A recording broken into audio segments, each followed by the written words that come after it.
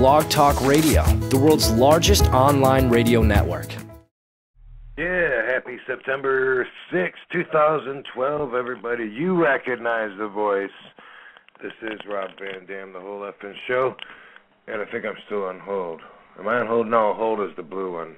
Dude, red should be hold. Red is live, and blue, which is greenish, because blue and green are from the same visible spectrum. I don't know what the fuck I'm talking about. Anyway, happy today. It's Wednesday, which is when we often do RVD radio shows when we do them. It's been a little while.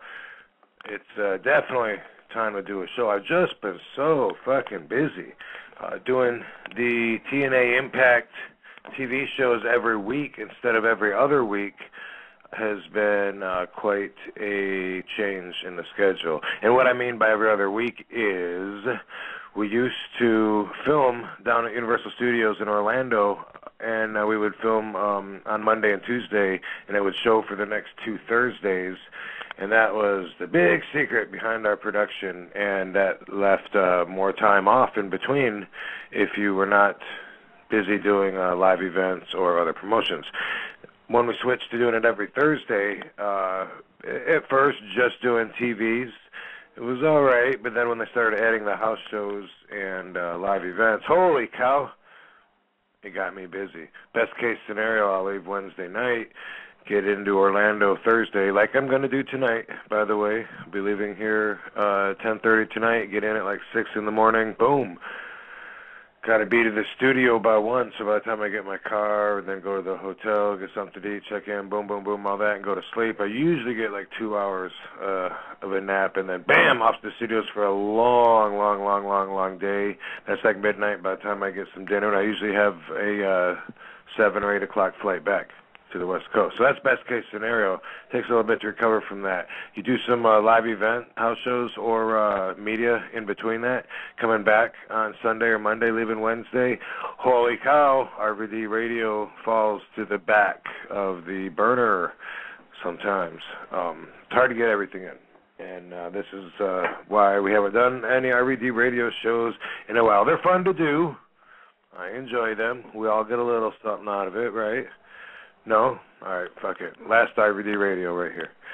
Anyway, we're doing a show, and by the way, it's worth mentioning in the last couple of weeks when I talk about how busy I've been, besides going from California to Florida and back over the summer, last 8, 9, 10 weeks, whatever, I've also, besides doing media in Arizona and Iowa, wrestled in Iowa and Ottawa and whatever the other town was, and Maryland and Ohio and Pennsylvania and New York and wherever I'm forgetting. But I was going to go to Georgia this week, and then boom, I guess my placement in this big BFG tournament got me out of that, because now I'm going to Florida, and then I'll be on the pay-per-view this Sunday, I believe. Is that a spoiler? I don't know. Whatever. You guys aren't listening live anyway. You listen to the archives. And by then, I've already impressed you, and you've already seen me tomorrow on Thursday. I think I got Big Bubba Dudley. Had that match many times, but I got to tell you, I feel like pulling something extra out tomorrow. Yeah! Time to shine. That's what's going on. So I'm in California today doing an RVD radio show because it's time.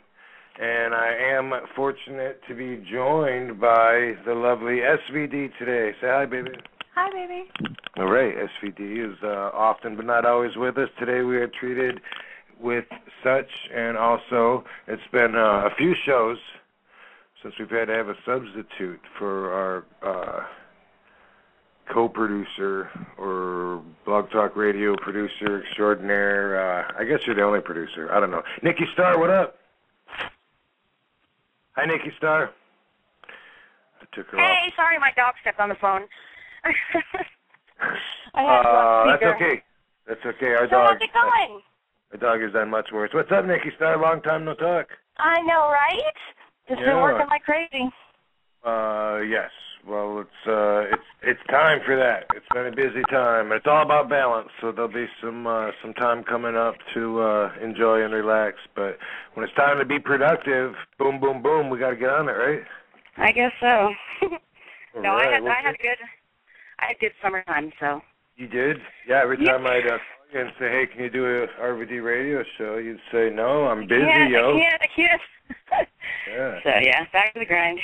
Matt Denton stepped in a couple times. We didn't do know. that anyway. We're averaging Too, 2 shows a year now or something like that. No, it's a little better than that.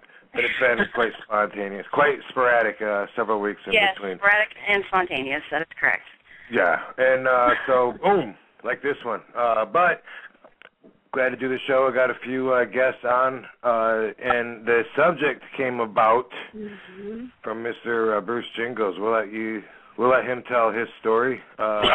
He was saying, we should talk about heart attacks. And, it's big news. Michael Clark Duncan died, and, it's really sad. Like, he was such a nice guy. Like, I think people that didn't even know him just kind of, like, loved him. You know what I mean? He never even, like, played like a evil asshole or anything like that. I think in Planet of the Apes he might have been semi-bad. But, I mean, it was like he was inspirational in so many ways, and it was just so sad to see that big guy go. I met him. He was a wrestling fan. He came to WWE at the Staples Center in Los Angeles one time when I was there, and I was impressed to meet him, because I'm a fan. How can you not be? And that kind of inspired, some conversations about heart attacks, about, how old the standards are versus, what you should expect. And, as with many conversations, we said, let's talk about it on the radio. So also a good friend of mine, I've always started the shows in the past by saying, happy September 6, 2012. There's never been another one. We all made it. Not everybody did. I got another friend that probably listened to the last show that didn't make it to this one. And he was a good friend of mine. He was in the Cottonmouth Kings. Yeah, Pacalico. Yeah. He would dance like he didn't sing. That was his gimmick. He was like a pop artist, I guess, and he throughout the years whenever we went to the shows, we'd see him out there entertaining everybody while they're singing. He's like holding signs. He wore a gas mask, all kinds of like weird stuff of him expressing himself as an artist. But anyway, what was he, the visual assassin? Yeah, Pacalico. And you could look him up all day on the internet. He's been around for a long time. And I got to hang out with him just days before he ended up having a stroke, I think. If I'm not mistaken. If I got this right, was it a... No, I thought it was... I think it was a stroke that led to a cardiac arrest that led to brain aneurysm. No, it was, he didn't have his inhaler. What is it? An asthma attack. Oh, an asthma attack. Yeah. And that led to cardiac arrest, which led to brain aneurysm, and he passed away. Yeah. Wow. Boom, like so quick. It was crazy, like how quick that happened. And he's like, I think 40. And he seemed to. He was a good friend of mine. Definitely had no idea hanging out with him. He wasn't going to be around much longer. But that's how life works. And I thought it would be awesome to have a doctor on the show, to tell us like some warning signs and stuff. But we just threw this show together. I don't know, less than 24 hours ago. And I wasn't able to get a doctor. I got some people that are going to call in, and hopefully we'll get some other people to explain like their relations to it. Whether they've had their own experiences or family members. When we talked about cancer before, it's one of those things where when you open up and start talking about it, you realize that everybody knows somebody that had a heart attack. It's common, and it seems to be a lot more common with men than women. Not sure what's up with that. It'd be nice to have a doctor explain some of that stuff to us. But and there's so many factors. There's genetics, which is a huge factor in everything. And then there's your lifestyle, your diet, your whether you exercise or just sit around and you get like the everything to build up inside your heart and stop it. And then there's differences, I guess, between different ways that the heart can shut down. How old is Todd? Can we talk about Todd? I don't know how old he was when he had his heart attack. Todd is your brother, who's alive and healthy, by the way. But he was very surprised one day. He was on the couch, and did he say, like? Do you remember how he described it? No, I don't. Okay. I don't. So I don't know if it was like his arm was. Misinformation is the big thing. Right, but either way, he had no idea that he had a heart attack. No, he had no idea, and it completely came out of the blue. I do have heart disease on my mom's side and my dad's side, but Todd is my half brother via my mom, so we only have half, the same genes. But my full-blood brother, who is actually 2 years younger than myself, has also had a heart attack. And my father has had a quintuple bypass and numerous heart attacks. And I just found out, this past May, that I had just ridiculously high cholesterol, which is like the beginning signs of heart disease. So I've had to go on medication myself for that. Yes. And that's a whole other subject. Like the medicine that they give you causes all kinds of other stuff. It's one of those, and we all see the commercials. The Crestor, the one that you see all the commercials, and it say may cause all. Yeah, they all have those warning signs, but I'm actually that one person that needs to pay attention to the warning signs because it happens to me. But yeah, I tried it. They put me on a statin, and the first statin raised my creatine levels to ridiculously high levels where there was a possibility of kidney failure. So that was pretty scary. And then so they put me on Crestor, and that one is actually agreeing with my body so far. Yeah, so lot to keep up with the ticker. Bruce is already off. I just took him off. All right. Well, Bruce Jingles, motherfucker. How are you, Bruce sir? Jingles, motherfucker. Yeah. Dude, how's your heart? Yeah, it was scary on Sunday. I had a couple of chest pains. But I'm better now. I scared the shit out of me because my dad died of a heart attack 5 years younger than what I am right now. And that is scary. Yeah, scared the living shit out of me. So I went to the ER, fully aware that I didn't have any insurance. I didn't give a shit.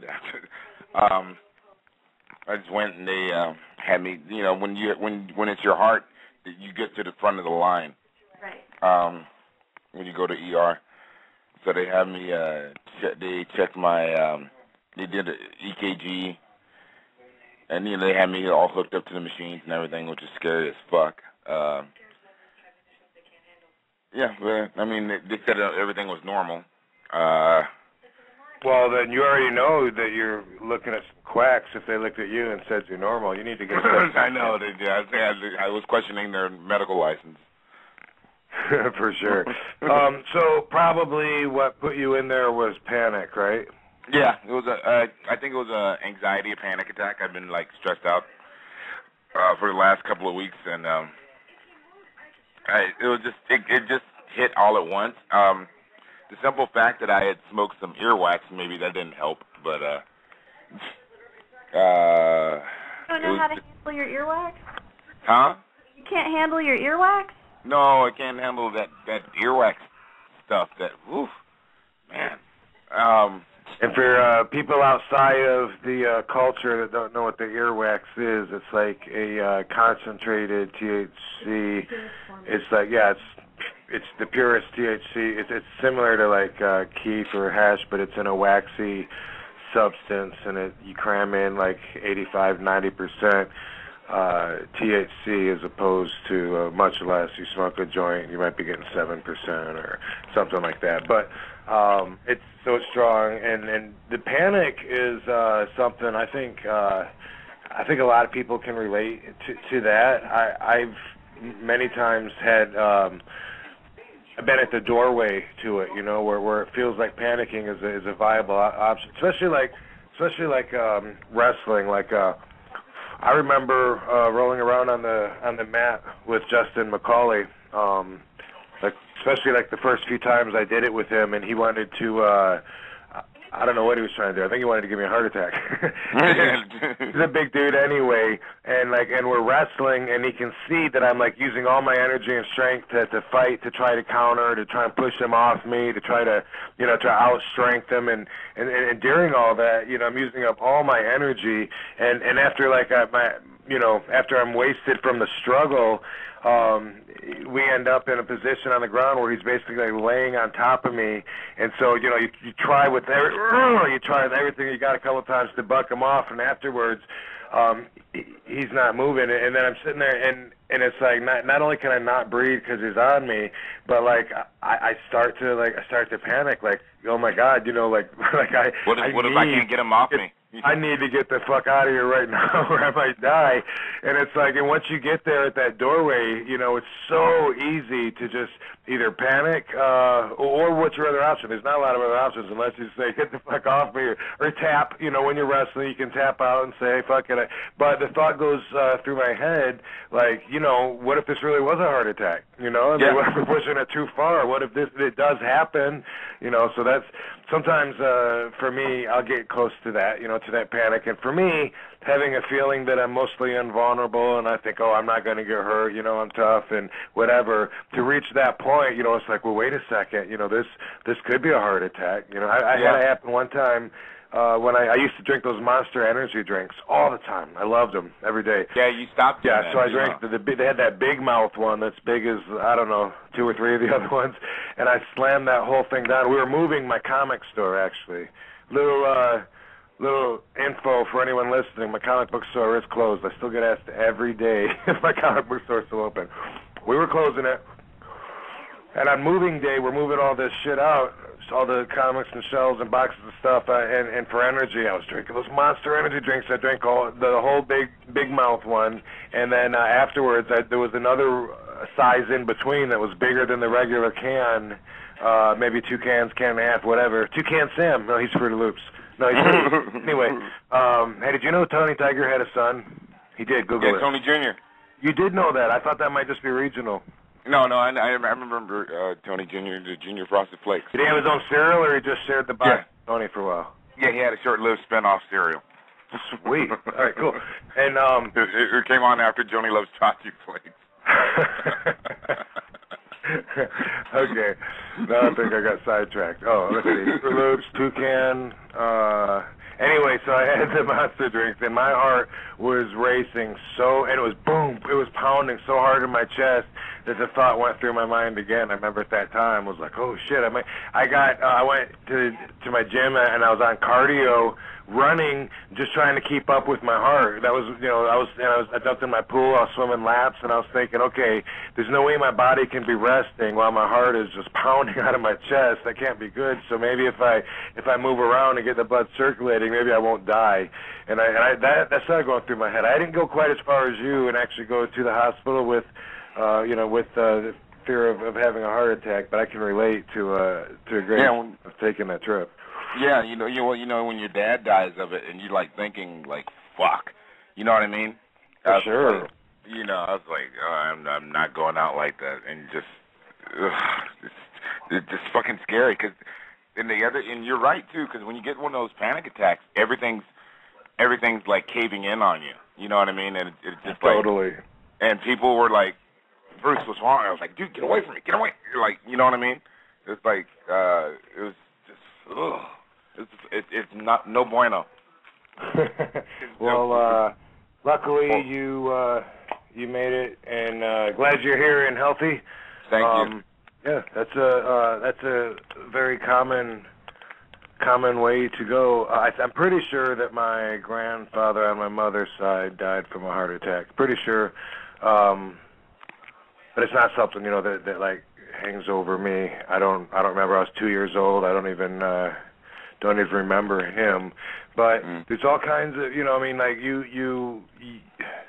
take precautions, you know, you try to be healthy. There's a lot you can do for cardio health, you know. I mean, you can see a lot of groceries in the store tell you if they're heart healthy. You know, they have like a little heart on it, and they tell you to get the omega-3s. That's real good. But we had a dietitian tell us that with the omega-3s, that you need like just the right amount, and then you're good, and that too much is not good for you. And like we were talking about what our diets are, I'm like, oh, I get omega-3. I mean, it's in the eggs. It's in my fish oil. It's in the flaxseed oil. It's I think it's in this. And she said, whoa, you're probably taking too much. I'm like, how can you take too much? And according to her, it actually will cloud your brain if you have too much omega-3, and it clouds your thinking and makes you like, I think she called it ditzy, you know, like spacey, and that's fascinating. I've never heard that before. So there's it's hard to know that you're doing the right thing. Someone that we Eddie Guerrero was in great shape. Eddie, professional wrestler. I mean, you know, the guy, look at his body. You can tell he didn't miss any workouts. He was training every day. He had amazing cardiovascular conditioning. You know, could wrestle, jumping, flying, flipping, you know, 20, 30, 40 minutes. He could hang with anybody. Brushing his teeth in the hotel room, and he just drops dead. And my understanding is, I've never heard that called a heart attack. No one has said that. But they say that the death is caused from heart failure. So yeah. Sure, there, what the difference is between your heart failing on you and having a heart attack. But either way, how could you see that coming? So the word was that spread after Eddie's death. First off, WWE went crazy with the drug testing, which was interesting since Eddie was considered sober, and they started testing for. I think that's when they started testing for marijuana. I was gone from WWE before this happened, by the way, but the drug testing really went into full effect following Eddie's death, and then. Do you think it was a combination of Benoit too?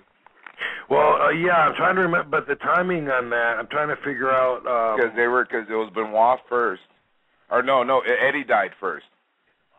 So the way I remember it, when Eddie died, you know, they started testing for pot first off, which they didn't do before, and they started drug testing more regularly. And then when Chris Benoit died with that tragedy, then the Congress, you know, started peeking in and started demanding that the tests on roids, you know, were mandated, and it was strange because it's not like pro wrestling is a sanctioned professional sport. It's basically like two companies and a bunch of other, you know, independently owned small shows. So to me, that's the whole argument that I have, like when it comes to insurance. Like, oh, wrestlers should be insured. Well, who's going to insure them? There's not like a federal sanction for pro wrestling. There's not a state sanction for pro wrestling. The art form that it is a small standalone entity. You know, it's like midget bowling or, you know, dwarf tossing or something. It's something you can do. You can put together your own dwarf tossing show if you want, and maybe one guy will have enough money to get ESPN, and maybe he's got one, but still it's still just, you know, a couple of small promoters and companies, or it's not an entity that exists like in the government. So for Congress to come down and make demands, it had to be specifically to Vince McMahon. And then you know, I don't even know how big TNA was at the time. I think they were pretty big because Kurt Angle was already there, and they already definitely had their position and had their growth. But that was about it. I saw Ring of Honor on TV a couple of weeks ago when I was in Iowa at a hotel. I'd never seen that before. what else can there be? It's not like when you're in school, like with baseball, you start with T-ball and go through. It's not like you do pro wrestling in school, and then when you graduate, you fill out a form that says, let's see, do I want to go to the military, or do I want to be a teacher, or, oh, here we go, I'm going to check the box that says pro wrestling. It doesn't exist. It's not something that's out there. So basically, if you are a promoter and you put together a pro wrestling show and you've paid the licensing fees or whatever, then you kind of, I mean, you set the rules and judgments, and whatever guidelines are there would be there for any public spectacle event that would fall under. But anyway, Eddie definitely had nothing to do with pot, but they started, implementing the pot testing, and then with Benoit, it was the steroids. Even though the factor that could have played in what happened is, in my assessment, minimal at best. That was the result of that. Was boom, all the testing and stuff. So, those guys. By the way, hi SBD. Sorry about that. Oh, hi Bruce. How are you? Good, thanks. Glad you didn't have a heart attack. Thank you. I'm hoping you don't either. I'm good right now. Sonya's the weird thing is too, also. Sonya's dad, by the way, has had many. He's experienced with having his heart worked on so many times. And would you say, like, pretty much like your whole life? Or? Pretty much. I mean, I was really young. I think I was like maybe first grade when he was told, if you don't change your lifestyle, this is what's going to happen. You're going to have heart disease and you're going to have diabetes. And, of course, he didn't listen, and definitely by the time I was like late middle school, early high school, he had diabetes and was well on his way to heart disease. I can't remember if I was... Was it his diet or just his lifestyle? Or that and genetics. Genetics. Hello? Hello? Oh, I said it was a cross between diet and genetics. He did not win the genetics card at all. Yeah, because that's what I feel that's what I'm not, I drink, but I don't eat sloppy. I can't eat sloppy. You know what I mean? Just I can't eat. You don't eat sloppy joes? No, I just can't eat like junk food. I can't eat like fast food. I'm just not a fan of it. It's and that's one of the cards I think I have that I try to eat healthy. But but genetics suck. And your dad is native, correct? Correct. So okay, so yeah. in the African American community and the Native community, heart disease is very high. Matter of fact, heart disease in the Native community is up there. It's almost as high as in the African American community. Right. So, in addition to diabetes, and I think if you have one, you have the other. They do go hand in hand. Yeah, they do. Yeah. And well, I really don't want the beaties. I'm sorry, I don't want that. I don't either, and that was another thing that was quite a shock to me because, when I got cancer, I was really shocked that I had cancer, but heart disease is what I have planned for my entire life. So I've always kind of regimented my life towards that. I don't eat a lot of red meat. The red meat that we do eat is usually buffalo because it's a healthier, leaner meat with a higher protein. I'm just very aware of those kinds of things because of my family history. So, it was very shocking when I got cancer. Mm-hmm. What was really shocking to me was recently, this past year, I was told that I'm borderline diabetic. And we went in and did some really in-depth blood work, and they said, well, you're okay for now. Let's not worry about it. But when I went in a couple weeks ago, it was like, well, you're back to borderline. So I know I'm dancing I'm dancing on the fence, and I don't like it either. Yeah. But your diet, every time I've eaten with you, exactly. Yeah, I mean, she doesn't have any of the standard features when you look for anything with health issues. You know, her weight, size, age, lifestyle, everything about her is it contrasts the you know what to look for. Yeah, and all the issues that she has. Hold on, Bruce. I want to let two callers on. No problem. First off, Officer X, motherfucker. Officer X, motherfucker. What's going on, my man? Hey, man, thanks for calling in. Let me let my other guest on, too, and then just hold on, Officer X, because I've been waiting for this man to call, Mr. Wrestling legend himself, Eddie Mansfield. How are you today, sir? I'm doing wonderful, RVD. What's happening with you, my brother? All right, man. This is spending a day off working. That's what I'm doing. But we got Officer X, who is our official representative of the public safety. Officer X is up in Massachusetts. Got comedian Bruce Jingles on the line, and how you doing? Myself and SVD. So, plus we got host Nikki Starr. Just to let you know who you're on the line with, Mr. Eddie Mansfield. So, I see Eddie all the time when I go to Florida. I go to there almost every week with TNA. I'll probably see you tomorrow or the next couple of days. I'll be there Thursday through Sunday, Eddie. I look forward to seeing you.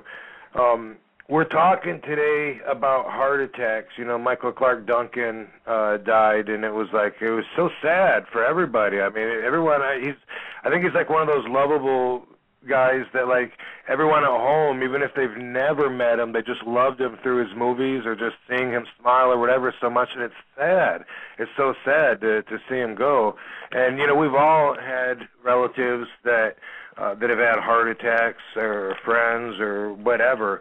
So we're just, you know, having an open discussion about it. I mean, it brings a lot of questions to mind. I always wonder, what the warning signs are, because I've heard from people like their arm goes numb or something, and then quite often they have a heart attack and they don't know it, and then a couple of days later, like they find out that they had one. I see that all the time in the news. And the arm going numb. That's what made me go right to the emergency. Like your arm went numb? Yeah, my left arm went numb. I was like, shit. That's what I was like. Oh, it's real. And then that's when I went. So Eddie, you've been I don't around. know if that was psychosomatic or anything. Eddie, you've been around. I'm sure you've seen a lot of our brothers in the industry have died from heart attacks, or some of them have survived heart attacks, whatever. But have you actually got any like knowledge to share, like what to expect? Or here's one thing, even before you answer that, sorry to cut you off already, but why is it that Bruce Jingles, because he's black, he's got a better chance of having a heart attack, diabetes, and I think he even has like a lower life expectancy? What's up with that? Well, that's genetics at its best and worse, because with me being from a Jewish descent, there's a lot of cardiovascular problems in our race as well. And so when you look at it, what you have to do, Rob, is especially in the wrestling business, all of us have got A personalities. We got, a lot of testosterone running wild, and we're high strung, and, we go 24/7. And that's what a lot of people don't realize about professional wrestling. Once you hit that building, it really doesn't stop. I mean, it really increases. And it depends on not only your diet and the way you do things, but it comes down to your father and your mother or your grandmother, well, especially with the heart. And a lot of our guys that you and me and our other guests have seen die way, way too early. And, I started about a year and a half ago with afibrillation.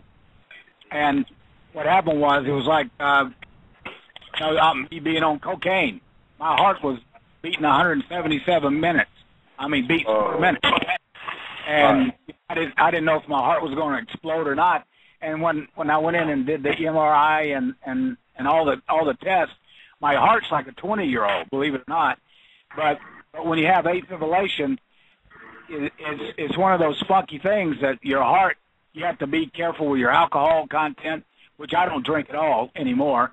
and you watch your diet, and you try to get exercise, and you nurse, and because you don't know when it's going to happen, and so they put you on A-field medicine, which Tickerson I'm on is one of the latest drugs out, and the only place that you can actually get it is at the hospital. So that's how I do, but this thing is wonderful. I mean, this is the best I've felt in 2 years. And when I did FanFest in Atlanta for our dear friend Greg Price, I can tell you I was bloated, and that was the most I've ever weighed in my entire life, and it was like 244. And it's because of medication I was on. And you have to be careful about the doctors. And I've had to get rid of 3 doctors until I got the real doctor that could fix me. I mean, I almost died twice because of bad physicians. And that's we know all about that, man. When Sonia was having stomach problems, we went through months and months of this tumor progressing to an eventual stage 3 because the asshole doctor was talking about, eat more fiber, maybe it's irritable bowel syndrome, and he wanted to run a bunch of people through his colonoscopies that he was just getting insurance claims on, and he was too busy to really look at her, and wouldn't give her one because she was too young, but that's eventually what saved her fucking life, so... Yeah. We know all about that, Continental Lover. Let me ask Officer X a question, who called in right before we took both of these. Hopefully people will do, when they call 911, hopefully the ambulance comes and not the police cars when someone's having a heart attack. But since you're out there in the public, and when there's trouble, here comes trouble, right. Officer X is going to be there. Do you ever, you often like see, is that some shit you see like through like a day's work where whether it's, I don't know, a result of a fight or someone running or for whatever reason, do you often come up on someone that's having a heart attack, Officer X? I wouldn't say often, probably 10 times in 15 years, you know. Yeah, way more often than I have. But I mean, I got a save too. Do you ever see those defibrillator machines? Have you seen those before? Is that like where it just like boom, it like shocks you? Yeah. I got to say, the guy was having a heart attack, and we saved him with the machine and the CPR. Holy shit! So you carry that shit in your car? Yeah, every car has a defibrillator in it, because we get there before the ambulance does, just because you're in more spots. And our guys do a pretty good job. They do save some people from time to time, you know? Yeah, well, I mean, that's you also train early enough. Yeah, hey, Officer X, also you train recruits and stuff. What about, and I wanted to ask DDP this, but he couldn't call in because he's moving or something. Yeah, he's moving to Atlanta. But anyway, you got recruits and you're training like a big classroom of people. You got some people that are out of shape, you know, and there's some fat ass, and you're putting them through the routine. Doesn't that go through your mind? Like, I mean, they I don't know if they have to pass the physical first, but they might die on you. Rob, I'm telling you, they do. They do put them through a physical first, but it's a terrible standard. I don't know if I told you about the guy we had. We had this kid. We were putting him through. We weren't even putting him through too bad. It was just like 3 or 4 sets up the stairs, and he wasn't looking too good. And I said, "Hey, I'm getting you an ambulance." The kid says, "I don't need an ambulance. I need an ambulance." I told him, "Listen, you're going in the ambulance." Kid had kidney failure. Spent 4 days in the cardiac unit out of it. You know, just from being in such terrible shape. And you're talking a 23-year-old guy. You know. No shit. And I'm really overprotective of making sure we don't hurt anybody, you know? Just, yeah, you don't want to be responsible for that, huh? No, it's not just that. If you don't want to hurt anybody, that's not what you're in the business to do. But, I mean, the conditioning level of people is just so bad. I mean, most of the people we know exercise, but most of the people in the world don't, you know? Right, yeah. Believe it or not, I don't want to hurt anybody either. I just want to show off. But, Eddie, can you still hear me, Eddie? Yes, I got you. Okay, cool. Cause you're when you're talking, there's like some static, like trying to interrupt you or something. But Eddie, like your heyday was back, you know, when you were wrestling Continental Lover. What year would you say was like the peak of Continental Lover's career? Well, I would say yes. Some of my best year was 80. I was Outstanding Wrestler of the Year in 1980, and then 1981 through about 84 was my real peak years. But I never peaked because I was only 24 years old. Right. Peak's a funny word, you know. When people ask that, I kind of felt funny even saying that because, like, people ask me, I'm like, what do you mean? I'm still at my peak. I don't know what the fuck you're talking about. But what I was getting at, what I was wondering, you tell me if I'm wrong, Eddie. But I think that back in that time, that the wrestlers overall weren't as physical as they are today. Now, I might be wrong, I don't know, but I just remember, like, I remember when I saw Rick Rude with WWF, and I had never seen a body like that. I'd never seen those abs as a kid, and I was like, holy shit, look at this guy, man, he's awesome. And then, you know, when Ultimate Warrior came through, like, same thing, like, this guy looks like a bodybuilder, and he's like, wrestling was awesome. And I think those guys, and of course Hogan, but they inspired a new generation, and now I think that the standard of the body for the wrestler is a more physically fit, more muscular, more athletic look overall than back in the day. When back in the day they were all sloppy somewhat. People were driving from town to town, just hitting the bars at night. Would that be incorrect, Eddie? No, that's not incorrect. I can tell you, when I broke in at 19 years old, I was in real good shape, and I was one of the guys who hit weights when I first broke in the business, and that was a rare thing to do because most of the older guys, they just didn't work out, and I'm not saying they can't do 60 minutes in the ring, but they just never found the gym.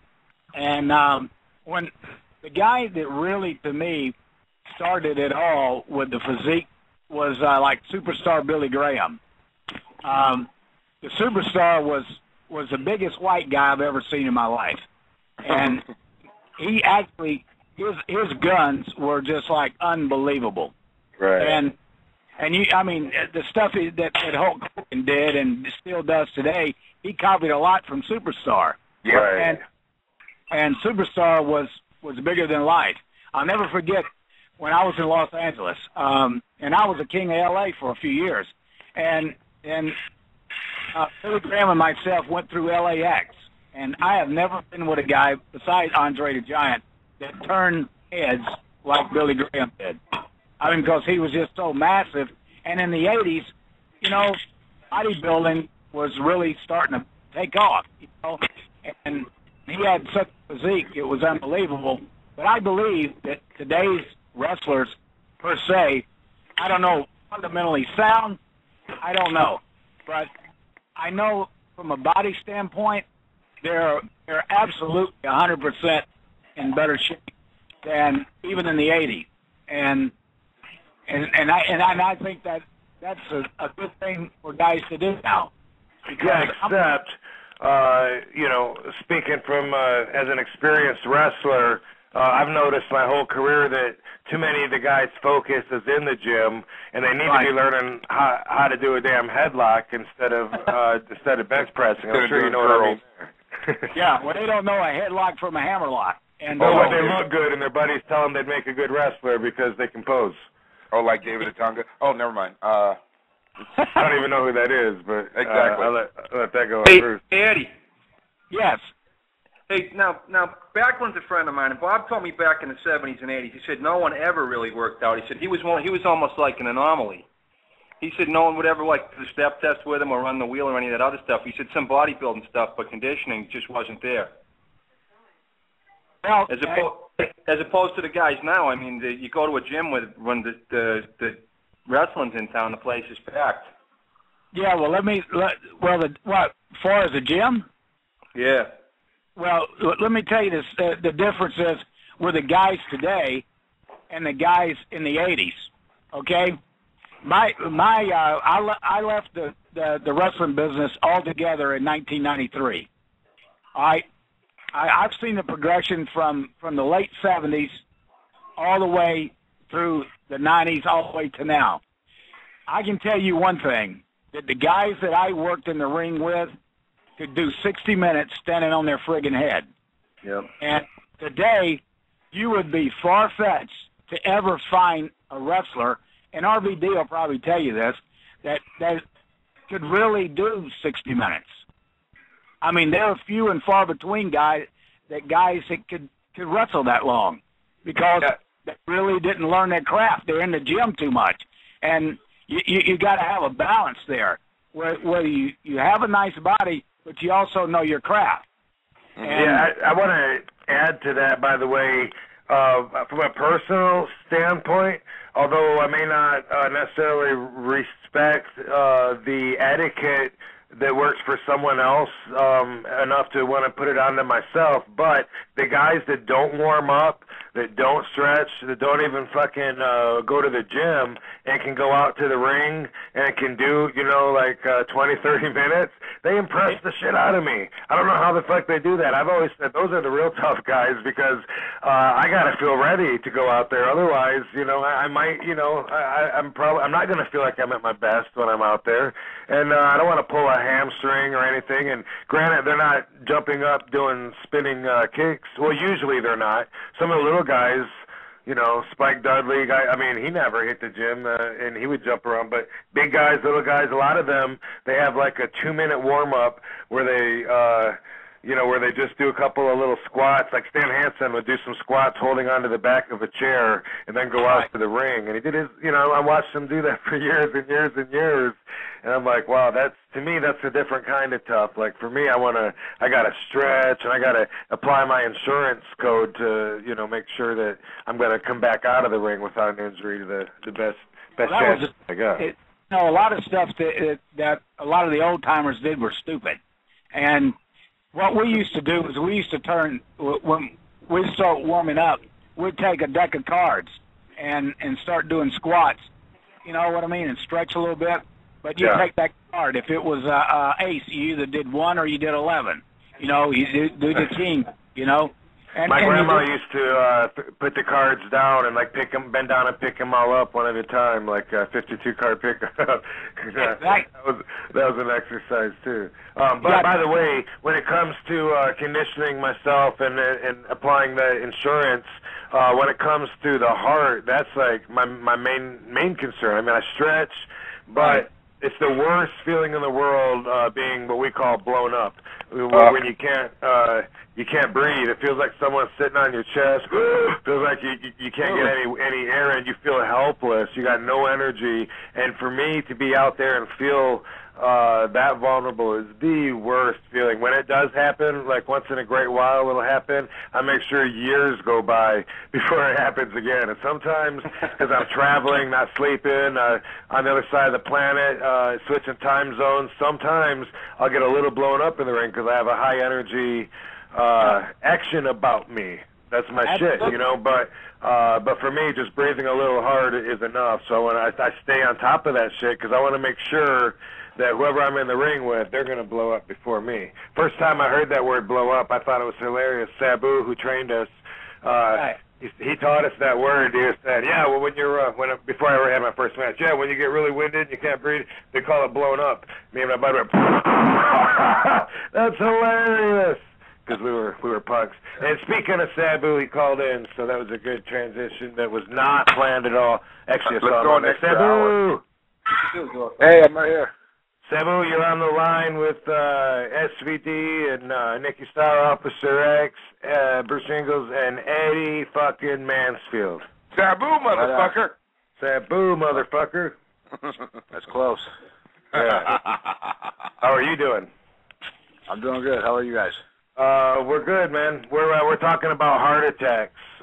Bruce went to the hospital the other day because he thought he was having a heart attack, and it turned out, that he's healthy. He was just panicking, and I felt before, like close to panicking, where I was like, oh shit, like is this happening? Like, so we're just talking about our stories and shit like that. You ever relate to that?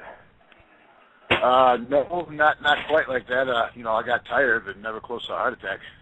Right. Well, it's put a lot of people down. It's a lot of it, like we talked about. A lot of it's lifestyle. I think genetics is probably might be the biggest factor. I'm not a doctor. I wish I had one calling in here, but Officer X says almost once a year. See how I did the math there? About 0.75 times a year, he he actually comes across someone having a heart attack, and he fucking saved someone's life one time. I'm trying to get somebody to. I'm trying to get a buddy of mine. He saved many lives, I'm sure, but one with a heart attack. I'm trying to get a buddy of mine to actually had a heart attack. I can get him to have a heart attack online because that'd be good for us to listen. No, he's not going to have it online. I'm trying to get him to call in. He's actually just turned 40. He's 2 years younger than me and had a massive heart attack. A massive heart attack. So yeah. Wow, yeah, I guess, they have different ratings of how bad the heart attack was. The massive sounds like that'd be pretty bad. Yeah, he had the Widowmaker. Rob? Yo, Eddie. Yeah, it's kind of like an earthquake. The seismometer, and it's all about the doctors, Rob. I'm telling you, these doctors work your ass until they almost kill you. And then you literally have to fire them, and once you fire your doctor and get a doctor who really cares about you and really wants to fix you, you can get fixed. I don't care if it's the heart or if it's cancer or if anything. You got to make sure that you got the right doctor that doesn't want to milk you. Because I'm $150,000 lighter because they milk me pretty damn good, and so I thought they were trying to do the right thing, but all along it was all about the money. Sure. Yeah, I'm not surprised at all. I mean, that's it's a business, and that's definitely we've with all the health issues that Sonia's had with the cancer diagnosis and every follow up with that. We've had our fill of doctors, and yeah, I see a big range of them. Most of them are they just look at the people, like they're I don't know, like their patients could live or die, and they want to make sure it's not going to affect them, so they're not personal. They don't treat them like they're just things, like they're things, that insurance companies paying them to spend time with these things. It's a business. At the same time, I'm glad we got doctors. Yeah, I'll tell you, Rob, I haven't met too many doctors with any social skills at all. None. Very few. Just fucking social retards. Yeah. Yep. They did. Rob, when you were mentioning insurance on wrestlers, yes. Years ago, Jesse Ventura, myself, and some other guys, we had this idea, not only about a union, but an idea that I brought up for professional wrestlers to join, like APTRA, or SAG, where they're going to combine both of them now, I think. But with APTRA, because we were on television each and every week, so we could qualify for that. And what we were telling promoters was, look, you don't have to pay our pension and health, what do they call it, pension and health or whatever. We will pay it ourselves. And APTRA was going to cut us a deal where all the wrestlers could join. They would pay their dues and not worry about promoters, because you know how they are.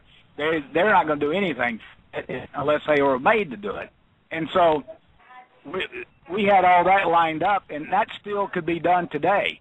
I mean, wrestlers could go join APTRA because of television exposure that they're on.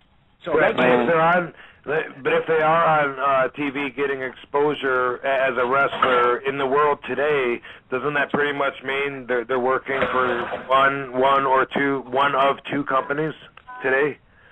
Yeah. So I'm just saying, like, by doing that, by going out, then it's basically like APTRA against these two promoters. I mean, in the world that you and Jesse were in, where there was so many different options, different territories, they all had TV, then you needed more self-protection. But now it seems like it's more of a one-on-one deal that you make with the one or two promoters if you get on TV to cover yourself. I think that sounds great, but that's where I lean when it goes towards the insurance thing. But that'd be great if APTRA did that. Imagine the hours that you'd be rolling under your belt every week. Yeah. But it would give some guys that, because really we'd have to buy stuntman insurance to get covered. I mean, insurance for professional wrestlers is so astronomically high, it blows your friggin' mind. So if you went through APTRA, with a group like that it would include us, since they call it entertainment. We're entertainers. All right. Well, we should have insurance for other entertainers. And if we make $5,000 a year, I think that you can belong to that. So I think that would be a good way to help our fellow brothers if they could just join after it and pay their own. I don't want the promoter to pay anything. Just give me the opportunity to have health insurance where I can't buy any more because I'm a high risk factor. Right. Yeah. Well, set that shit up, man. Make it happen. Sounds good to me. In the meantime, because me and Booker T went round and round on this in an episode one time, and in the meantime, as an independent contractor, you got to look out for yourself, which a lot of young guys aren't able to do. You start out, you're not making much money. You don't even have any insurance. You're wrestling, taking a chance of breaking your body every night, but unless you're under contract, you don't even have any insurance when you're starting out until and you're not paying taxes. You're at that stage when you're starting out in, with any career or whatever. People would be amazed, how they're just getting by. But eventually, if you got a contractor on TV, and if you're valuable and you're doing business, then you got to look out for yourself and make sure you get enough money so that you can pay for your own insurance. And that's kind of how I did it. Was figure out what I pay for a year and get that. It's expensive. It goes up all the time. The insurance company does not have me listed as a wrestler, and it's still expensive as fuck. What are you listed as? I would imagine after what's that, dude? What are you listed as? I mean, you I'm can't an list you as a entertainer. wrestler. An entertainer. I do acting also, and some other stuff. So you can't tell them that you're a wrestler and expect them to insure you. It's one of those high risk jobs. But anyway, yeah. Insurance before, Rob. When I was wrestling, I came out of pro baseball, and then I still had insurance, and I was on USA Network at the time. And one of my agents just happened to be watching and saw me on television. They canceled my insurance, and so that's you have to watch that all the time. Yeah. Can we go for another hour, RVD? What's that, dude? Can we go for another hour? Yeah, all the heart attacks. Let's not. Let's not. But Sandman. oh yeah, that's right. Sandman's in town, and after RVD Radio, I'm going to Marina Del Rey, where he's at, to meet up with him. Got to fly out tonight, so I got to do everything that I need done in between. At RobVanDam.com. Well, it's the eBay store. You can get off there, whatever. We've been auctioning off outfits, wrestling outfits. We started with one, but we're going to do like a couple a month or whatever, because I got a ton of them in the closet. And some of them I can't wear anymore. The shoulders get stretched out. The paint still looks good on it. What am I going to do? So there's like 100 items and shit in the RVD eBay store. You go to RobVanDam.com, hit it off the store. However the fuck you find it, you know that shit. Eddie, Continental Lover, you got anything to plug? Any website, Twitter account, projects, anything? Well, we got a ton of projects coming up, but I just don't want to let anything out the bag right now. I want to keep it under wraps. Right. Eddie and I are working on several projects together, which I will make public knowledge of when the time is right, stuff that I'm very excited about. And by the way, I did a project last night that I think I can't talk about. How'd it go? You already know? Yeah, I already know. Oh, okay. You told me. Oh, I told you. I was going to say, well, if it's out, it's out. But anyway, it's all I'm saying is this. Director, don't say anything. It's only RVD Radio. Director Justin Lin from the Fast and Furious, new project, and we shot something last night. That's all I'm saying. But I think that's along the lines of not being able to talk about it, promote it yet, but something to look forward to. So, Eddie, I will see you this weekend, and thanks for calling in. I'm going to wrap this up, and I'm going to go to Jingles and ask what you got to plug. Are we doing Gas Lamp Tuesday? I think so. I'm at the Rock the Keys tonight. I'm taping a 7-minute set that I'm sending, demo that I'm sending to late night. So have your fingers crossed. Cool. Good luck with that. Thank you, man. Also, I'll be. Bruce is a comedian, Eddie. Oh, I love it. That's great. Yes, I try. I will be at the Ontario Improv this Sunday at 2 in the afternoon for a charity event. It's for the Hesperia junior high football team. They want to get our Pee Wee football team. They want to get new uniforms. And tickets are only $20, and all proceeds go to that. And you can add me on, like my Facebook page, comedian Bruce Jingles, or add me on Twitter, or follow me on Twitter, Bruce Jingles. Sweet. All right, Thanks again, brother.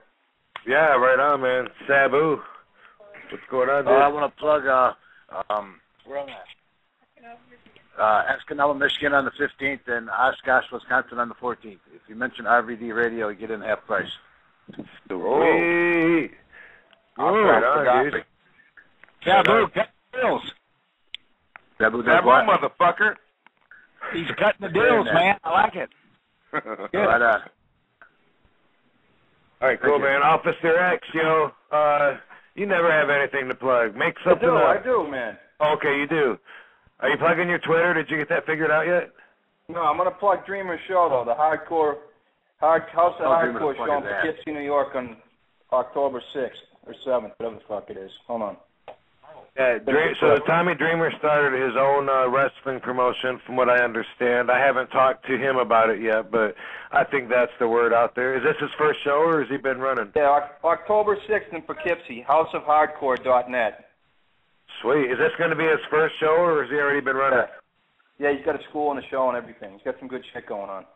Yeah, he should go to school.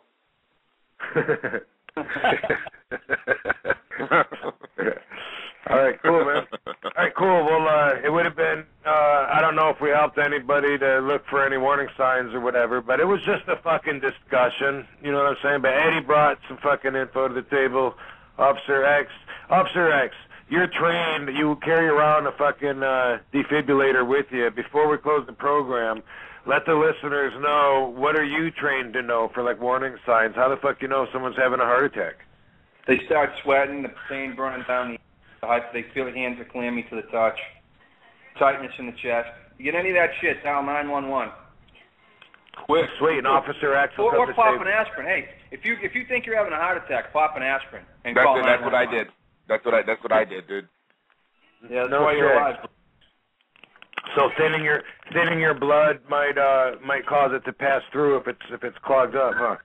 I know a lot of people high risk in their 60s. They take a baby aspirin every single day. Yeah.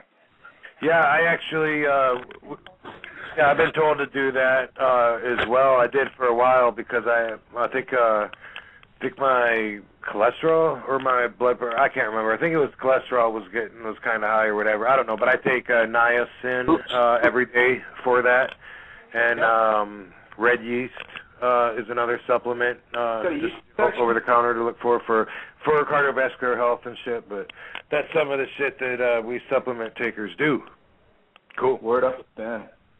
All right, cool. Nikki Starr, I'm taking you off a hold to ask you. You got anything to plug, Nikki Starr? Oh, she's not talking anymore. Are you talking to us, Nikki? She's probably already doing another show. She's probably already doing another show because we're like 6 minutes past the live show, so this is all just going on the archive, so we kept going anyway. But cool.